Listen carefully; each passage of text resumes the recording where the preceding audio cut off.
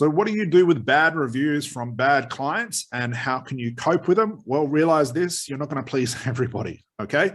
You're always going to have bad reviews. People are always going to say nasty things about you. Even if clients have a breakthrough, but they just didn't like you, you can expect they're going to leave you bad reviews, okay?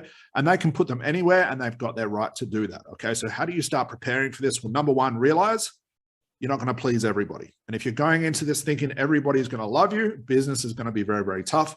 The easiest way, outside of learning how to be a better therapist and scaling and coping, all that good stuff as well, that's a part of it. One of the easiest ways to overcome bad reviews is to have what I call a wall of defense. And a wall of defense is, if I've got 100 people saying this is incredible and my program's incredible and it's worked and all this good stuff, 5-star reviews, I've got 100 of those.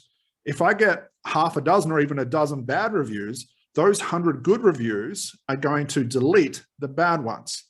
So even if someone online finds a bad review, let's say I'm an anxiety therapist and I'm a potential client, and I go online and I find out about you and your product and your service, and I see one bad review, okay? That will get my attention, okay? And if I'm savvy enough, as a customer will be, I'm then going to go looking at what everybody else is saying, okay? And if I find one bad review but 100 great reviews, it's going to be pretty obvious that's just one pissed off person. On top of this as well, your social media and your presence online, if you're calling yourself an expert but someone can't find you anywhere online, it sort of defeats that purpose too.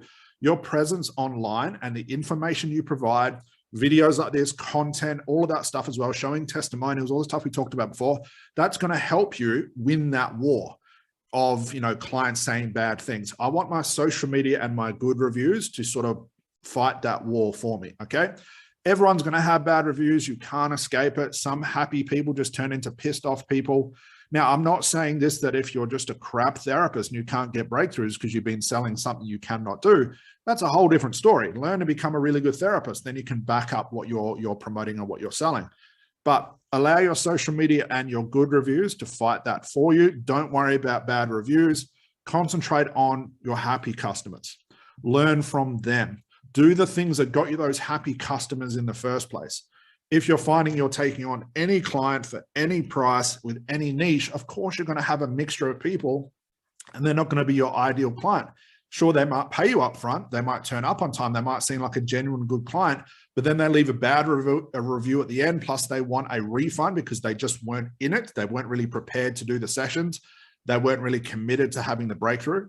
These are all the people you want to sort of funnel out as part of the business system that you run. So you're not dealing with those people. Ideal clients are not just, they paid me on time, they showed up and had a breakthrough. It's also, what's the very end result? Are they leaving a good review? Are they sending testimonials? Are they sending referrals? These are the clients I'm going to spend my time on and not bother with anybody else. So you're always going to have bad reviews, but you're always going to get good ones as well. You've got to have both. It's part of being in business.